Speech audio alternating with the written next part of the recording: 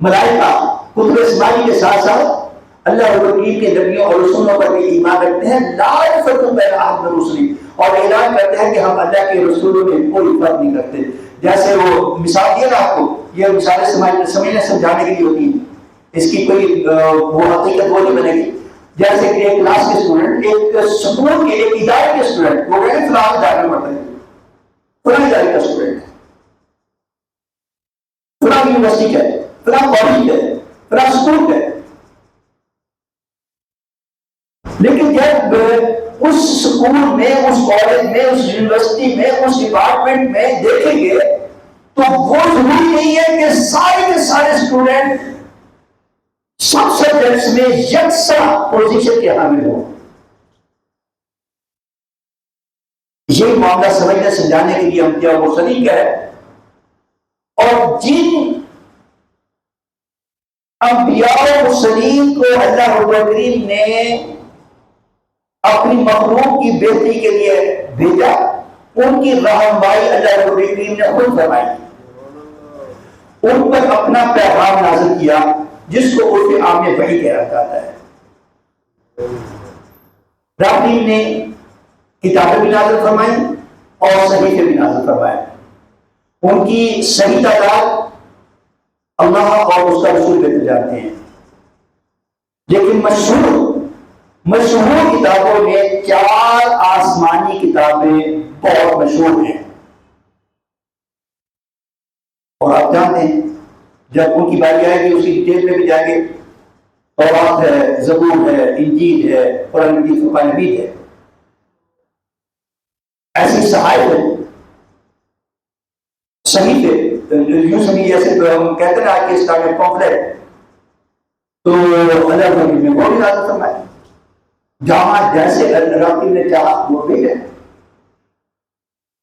تو انبیاء و مرسلین اللہ کا پیغام لیتے، رب کریم انہیں پیغام عطا کرتا ہے، اور وہ رب کی رضا کے مطابق اس میں اپنی طرف سے کوئی گڑبڑ کیے بغیر، کسی نبی علیہ السلام کو یہ اجازت نہیں تھی کہ وہ رب کریم کی رضا و منشا کے خلاف آج خود اس کے کلام میں کوئی امینڈمنٹ کرے۔ ہاں، اس کی وضاحت کے لیے رب کریم کی رضا کے مطابق، رب کریم کی رضا کے مطابق اس کی مخلوق کو سمجھانے کے لیے وہ کچھ بیان کرتا ہے، وہ ٹھیک، لیکن اس میں آج خود میں تبدیلی کرے کہ رب کریم نے جو لکھا اس کا اقرار کرتے جو نہیں ہوگا اس کو ہم ان سے منسوخ کرتے۔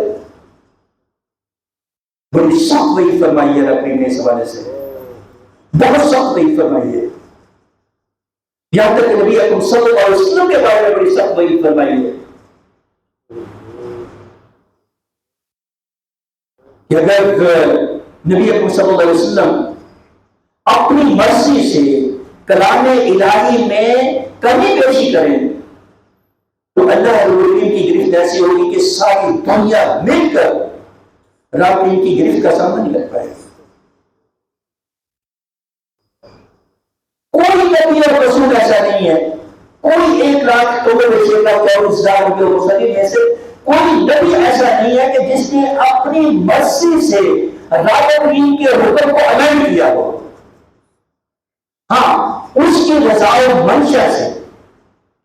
اس کے حکم کی اطاعت میں، اس کی وضاحت میں اللہ رب العالمین کی رضا و منشا کو سامنے رکھتے ہوئے اس کی وضاحت کی تو وہ بالکل درست ہے۔ اور کوئی نبی علیہ السلام، یاد رکھیے گا، کوئی نبی علیہ السلام کو ڈسکوالیفائی نہیں کیا گیا۔ یہ نہیں ہے کہ عوام نے ایک فرد کو چن لیا اور کسی ادارے میں اس کو ڈسکوالیفائی کرا دیتے، ایسا نہیں ہے۔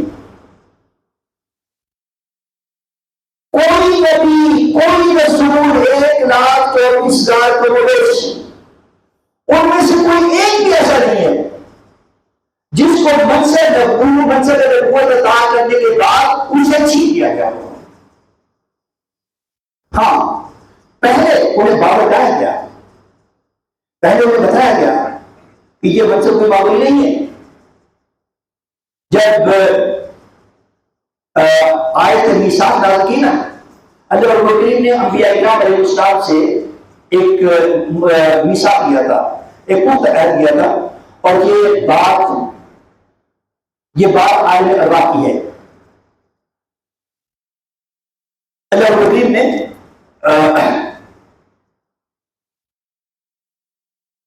ایک بہت بڑا اجلاس طلب کیا عالم ارواح میں، اور اس میں سارے پارٹیسپینٹس انبیاء اور مرسلین تھے. وَإِذَا اخْتَلَفَ مِيثَاقَ النَّبِيِّينَ لَمَا آتَيْتُكُم كِتَابًا وَحِكْمَةً ثُمَّ جَاءَكُم رَّسُولٌ، فرمایا کہ جب تمہارے پاس اللہ تبارک و تعالیٰ کا منصب تمہیں مل جائے، نبوت و رسالت مل جائے،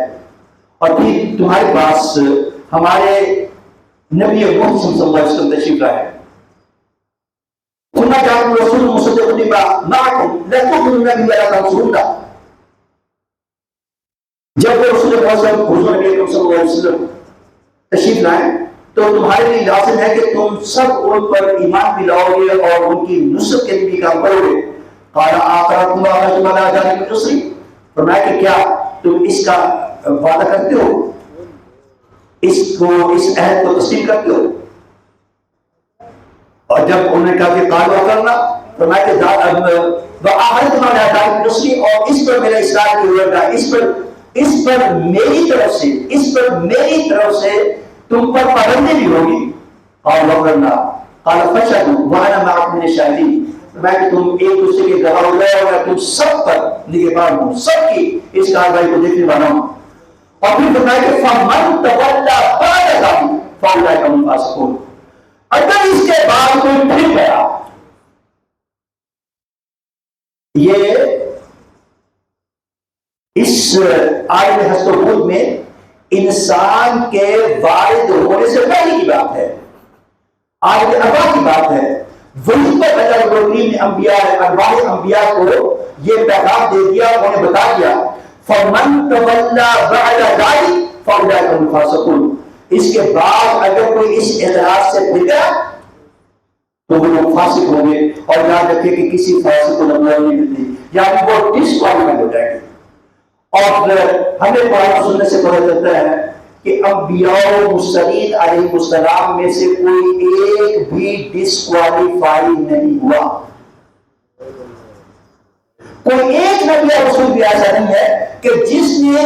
رب کائنات کے پیغام کو اس کی منشا کے مطابق اس کی مخلوق تک نہ پہنچایا ہو. اور کسی نبی علیہ السلام نے کسی خوف کسی خطرے کی پرواہ نہیں کی. ہر نبی علیہ السلام کی مخاطب کی گئی اور ہر نبی علیہ السلام کو ستایا گیا. نبی رحمت صلی اللہ علیہ وسلم کا اپنا فرمان ذیشان ہے کہ ہر نبی علیہ السلام کو ستایا گیا، اور پھر آپ نے ساتھ ہی فرمایا کہ جتنا مجھے ستایا گیا اتنا کسی کو نہیں ستایا گیا.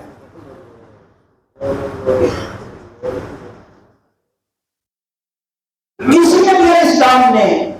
تمام تر مشکلات کے باوجود انبیاء کرام کا بائیکاٹ بھی کیا گیا،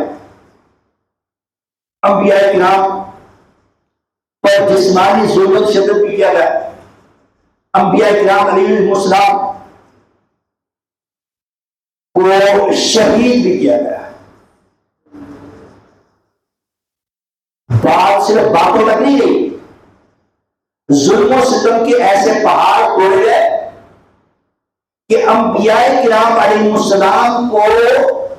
شہید کر دیا گیا. اور قرآن مجید فرقان حمید میں بار بار اس بات کا تذکرہ موجود ہے کہ ان کو ناحق شہید کیا گیا. اور یہ یاد رکھیے گا، ایک رسولی بات آپ کو بتا رہا ہوں کہ کوئی نبی علیہ السلام ناکام نہیں ہوا. 1,24,000 انبیاء و مرسلین میں سے کوئی نبی ناکام نہیں. ناکام وہ ہوئے ہیں جنہوں نے قتل نہیں کیا، ناکام وہ ہوئے ہیں جنہوں نے ان کو نہیں مانا، ناکام وہ ہوئے ہیں جنہوں نے ان پر ایمان قبول نہیں کیا، ناکام وہ ہوئے ہیں جنہوں نے انبیاء و مرسلین کی تعلیمات پر اللہ کی رضا کے مطابق عمل نہیں کیا.